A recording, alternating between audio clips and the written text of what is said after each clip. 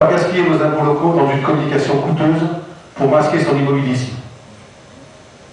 Faire de la politique autrement, c'est ne pas abuser les gens en situation précaire en leur faisant une promesse d'emploi virtuel. Faire de la politique autrement, c'est ne pas exercer de pression ni proférer de menaces à l'encontre de sympathisants d'un autre candidat.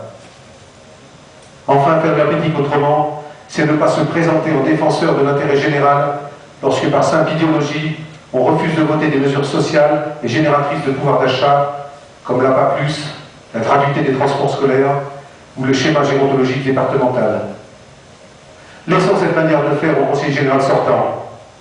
Ensemble, pour notre canton et notre département, pratiquons la politique autrement. Élu en marche prochain, je serai un élu de terrain, porteur d'un mandat unique, meilleur garant d'un traitement équitable des 7 communes de notre canton. Si je suis neuf en politique, mes 25 ans d'exercice professionnel en tant que médecin généraliste, et ce pour encore une dizaine d'années, je tiens à le préciser parce qu'il y a un bruit court annonçant ma retraite prochaine.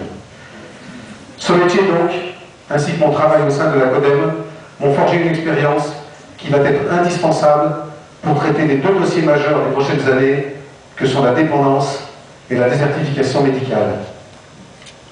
Voilà pour l'essentiel ce que j'avais à vous dire. Je répondrai volontiers tout à l'heure à vos questions. Toutefois, si une élection cantonale ne se porte que sur un candidat et sa suppléante, elle ne pourrait avoir lieu sans le concours d'une équipe dynamique, engagée et volontaire.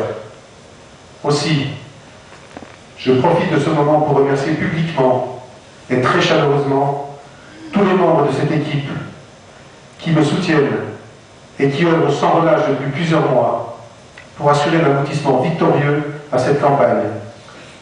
Je ne les citerai pas individuellement, ils sont trop nombreux, mais ils se reconnaîtront. Et ils savent ma reconnaissance. Je remercie également Cathy Lozeille d'avoir accepté de me suivre dans cette mission, de s'être impliquée avec toute son énergie et sa détermination. Et je lui donne la parole, car je sais qu'elle souhaite vous dire quelques mots avant de laisser la parole à notre ami Jérôme Cahuzac.